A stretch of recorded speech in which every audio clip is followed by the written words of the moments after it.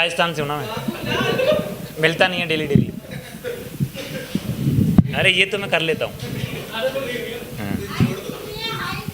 हाँ हाइट, अरे मेरी हाइट ठीक है, आपकी उम्र ज़्यादा होगी नहीं बता देता।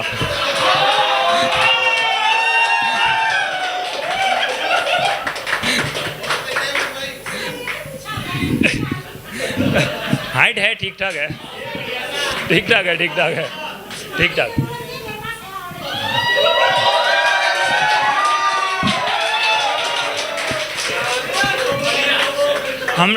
हमको मालूम है जन्नत की हकीकत, लेकिन दिल के खुश रखने को आंटी ये ख्याल अच्छा है। तो मैं एक शेर सुनाता हूँ आपको। तितली होना, परियां होना या परियों की रानी होना, तितली होना, परियां होना या परियों की रानी होना, सागर जैसी आंखें होना, फिर सागर में पानी होना।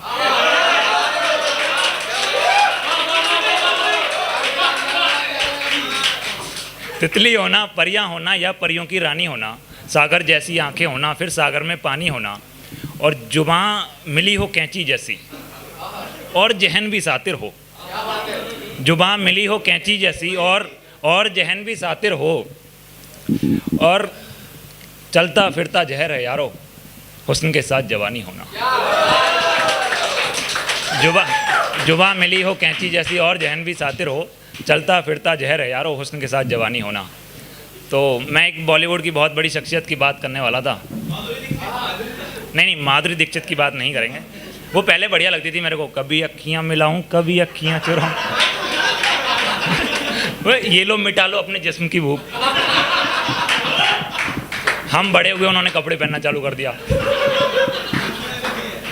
नहीं वो मजाक कर रहा हूँ। एक्चुअली ना मैंने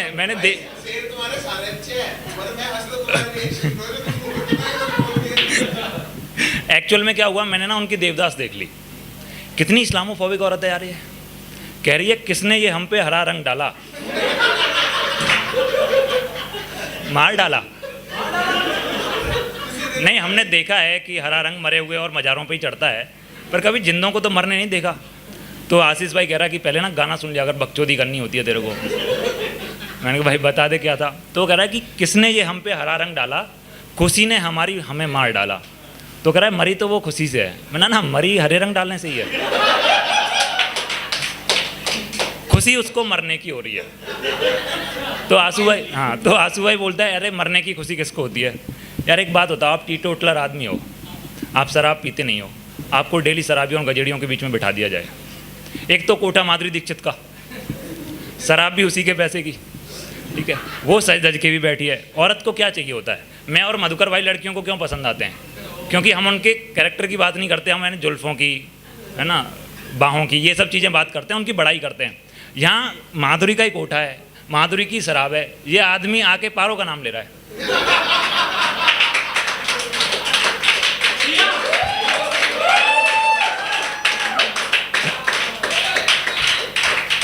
माधुरी दीक्षित कह रही है मैं तो नहीं जीने वाली ऐसी जिंदगी। तो ऐसे वो मरी। खैर मैं बात करने वाला था अमिताभ बच्चन साहब की। बहुत बड़ी शख्सियत है अमिताभ बच्चन साहब। तो अमिताभ के नाम का मतलब होता है, ये रोस्ट भी होता है, मतलब थोड़ा सा सटायर है तो शायद लाफ ना आए। अमिताभ बच्चन जो हैं उनके नाम का मतलब है a light who burns till infinity. Hindi कर देता हूँ, मुझे पसंद।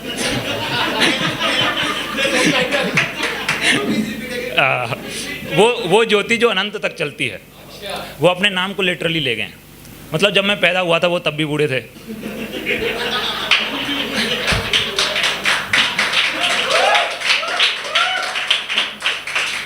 मैं जब स्कूल में था वो तब भी बूढ़े थे, अभी मैं जवान हो गया हूँ वो तब भी बूढ़े ही हैं। कब से बूढ़ा है भाई आदमी। मुझे लगता है, हाँ ऐसा ही मुझे लग रहा है। मुझे लगता है कि अमिताभ बच्चन एक्चुअल लाइफ में तो एक्टिंग करते हैं, और जो काल की मूवी अगर आपने देखी हो उसमें वो असली रूप में आए हैं। वो एक्चुअल में अश्वत्थामा है, अमर और अजर। एक बार मैं उनका ऐसे इंटरव्यू देख रहा था तो उनसे एंकर ने पूछा कि आपका ड्रीम क्या है, तो बोले जिंदा रहना। और ये सब फैक्ट बेस्ड है, मैं अपने मन से नहीं बना रहा हूँ। मतलब पहला बंदा है जो कह सकता है मैं अपना सपना जी रहा हूँ। अमिताभ बच्चन साहब मतलब लेजेंड है वो, मैं कुछ भी बोलूँ, हम लोग उनका इंडेप्टेड हैं मतलब। और इंडिया में 2 ही तो अच्छे एक्टर हैं, सेकंड पे अमिताभ बच्चन आते हैं।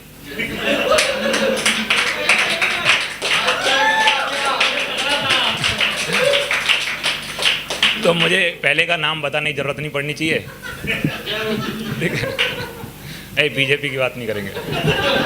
तो अमिताभ बच्चन साहब का है, इतने अच्छे एक्टर हैं, आपको पता नहीं होगा। सोनिया गांधी की शादी में इंदिरा गांधी ने उनसे प्रसन्न होकर उनको लड़की वाले बना दिया था, क्योंकि इटली तो दूर है ना।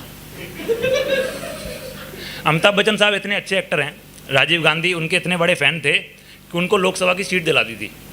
3 साल बढ़िया रायता लपेटा अमिताभ बच्चन ने। फिर ये है कि भाई मेहनत कश लोगों को हराम का हजम नहीं होता।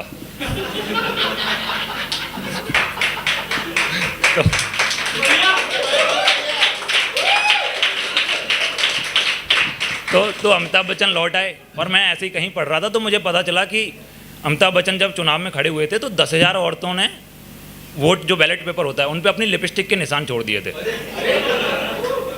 ऐसे ही रिएक्शन था मेरा भी। लोग कह रहे मैं ये फ़ैन है उनके। मैंने कि फ़ैन तो ठीक है, पर आप ये भी तो देखो, नोटा बटन 2013 में आया है। अगर मुझे वोट खराब करनी होगी तो भाई देखो, मैं अपने घर पे मना नहीं कर सकता कि पापा वोट देने नहीं जाऊँगा, वो औरत हैं, वो क्या ही मना करती, तो उन्होंने लिपस्टिक लपेट दी। अमिताभ बच्चन साहब इतने अच्छे एक्टर हैं, आपको मैं बताता हूँ, जब केबीसी चालू हुआ था ना, तो उनके एक प्रोडक्शन हाउस है AB कॉर्प करके, भाई बात मत करो, है ना। तो उस कंपनी का दिवाला निकला हुआ था, निकलने ही वाला था, मतलब बैंकरप्सी के कगार पे थी। और जैसे ही ये शो केबीसी ऑन एयर गया, चांदी चांदी हो गई उनकी। आज उनकी कंपनी प्रॉफिटेबल है, लेकिन एक्टिंग इतनी अच्छी करते हैं। आज 20-25 साल हो गए उस शो को चलते चलते। जब भी कोई बंदा हॉट सीट पे बैठता है ना, उसे लगता है अमिताभ बच्चन इसको करोड़पति बनाएंगे। एक्चुअल में उस शो का नाम केबीसी इसलिए रख दिया क्योंकि वो हम्बल लगता है, कौन बनेगा करोड़पति। उसका नाम था ABC, अमिताभ बनेगा करोड़पति। अमिताभ और भाई बच्चन परिवार में सब लोग ही एक्टिंग कर रहे हैं। जय आंटी भी सेंसिबल और चीयरफुल होने की एक्टिंग करती हैं। मैंने देखा है कि अमिताभ बच्चन ना बार बार वो गाना ढूंढते हैं, मेरे अंगने में तुम्हारा क्या काम है। कभी कभी जब जया आंटी बगल में होती हैं, लाउड स्पीकर पे बजा देते हैं वो।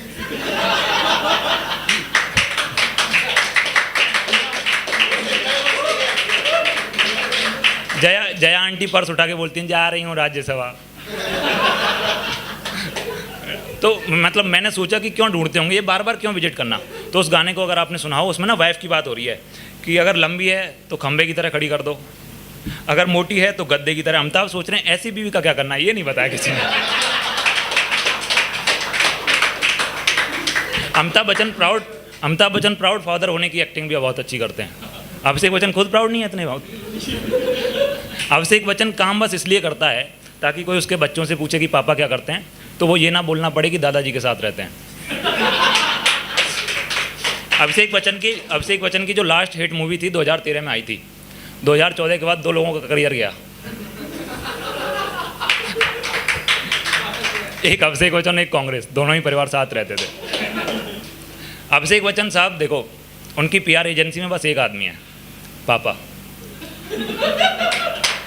और लोगों के लिए जो मेहनती लोग हैं भैया, हम लोग हैं, हमारे लिए PR का मतलब होता है पब्लिक रिलेशंस। अभिषेक बच्चन के लिए और नेपो किड्स के लिए होता है पापा के रिलेशंस।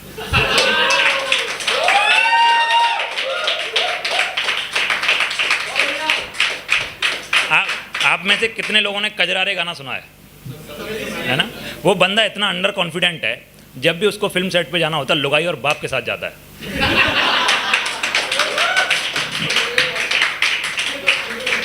तो अमिताभ बच्चन क्या करते हैं, वो दिन भर ना अभिषेक को ही प्रमोट करते हैं। ट्विटर पे ऐसे ही प्रमोट करते रहते हैं। तो वो बोल रहे हैं कि यार, एक दिन ऐसे ट्वीट किया कि यार ये मतलब लोग फॉलोअर्स कम क्यों हो रहे हैं, मतलब तुमने यार B ग्रेड थिएटर की दीवार बना दिया ट्विटर को। ऐसी मूवी प्रमोट कर रहे हैं, बनाने वाले भूल जाते हैं। और उनकी एक और ख़ास बात है, वो ना ट्वीट्स में अगर आप देखें तो नंबरिंग करते हैं। किसी ने उनसे पूछा कि आप ये क्यों करते हैं, तो उन्होंने बोला कि अगर कोई मेरे बारे में जानना चाहेगा कि उस दिन मैं क्या सोच रहा था, उसके लिए ये है। मैंने कि मुझे उस दिन का बताओ जिस दिन तुमने रेखा को छोड़ के जया से शादी करी थी।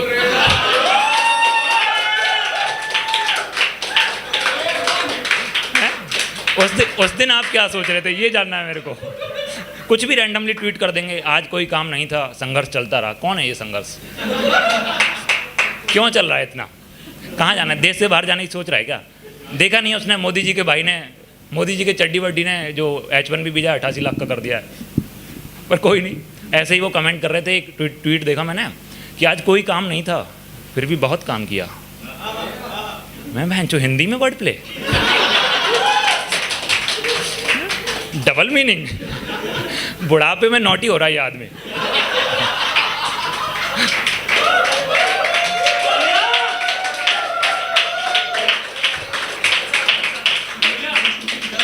तो भाई जया आंटी का चिड़चिड़ा होना बनता ही है। अब हम समझ पाते हैं जया आंटी का दुख।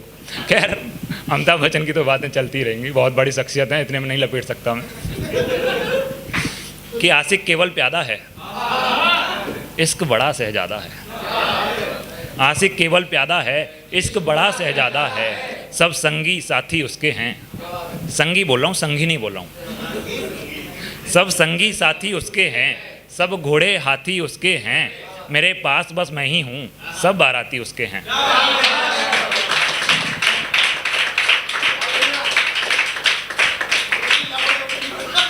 और इश्क का इक्का चलता है। मधुकर भाई रिलेट करेंगे कि इश्क का इक्का चलता है। जब जो भी लिखा चलता है, और मेरी बात मैं खुद नहीं सुनता, उसका सिक्का चलता है। इश्क दिलों पे राज करे, जिसे चाहे सरताज करे। वो महलों का वासी है, दुनिया उसकी प्यासी है। वो पैगंबर हो सकता है, मेरी बात जरासी है। और बात भी क्या है? बात यह है कि इश्क को है पलकों का बिस्तर, हमको केवल कंकड़ पत्थर। इश्क को है पलकों का बिस्तर, हमको केवल कंकड़ पत्थर। उसको गर्मी में मौसम सर्द मिला है, हमको खुशियों से दर्द मिला है।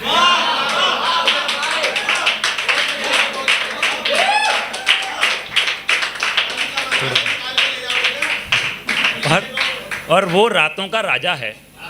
इश्क की बात हो रही है कि वो रातों का राजा है, उसको नींद चुरानी है। हम आशिक सारे जुगनू हैं, हमको रात जगानी है। और ये कुछ अंतिम लाइन है कि प्रेमचंद गोदान लिखेंगे, प्रेमचंद गोदान लिखेंगे। बच्चन को मधुशाला करना है, बस इश्क की बातें लिखकर ही कागज काला करना है। और लास्ट 4 लाइनें। सब इश्क के कदमों रखा है, सब इश्क के कदमों रखा है। स्वाभिमान है, खुददारी है। सब इश्क के कदमों रखा है, स्वाभिमान है, खुददारी है। हम आशिक सारे बंदर हैं, इश्क पहुंचा हुआ मदारी है।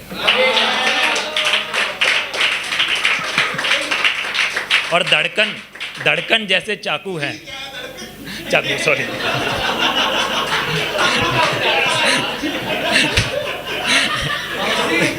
धड़कन, मैं थोड़ा टाइम हो रहा है, टाइम थोड़ा। धड़कन, धड़कन जैसे चाकू है, और सांस चले जैसे आ रही है। आशिक होकर ये जाना, इश्क बुरी बीमारी है। Thank you very much, thank you.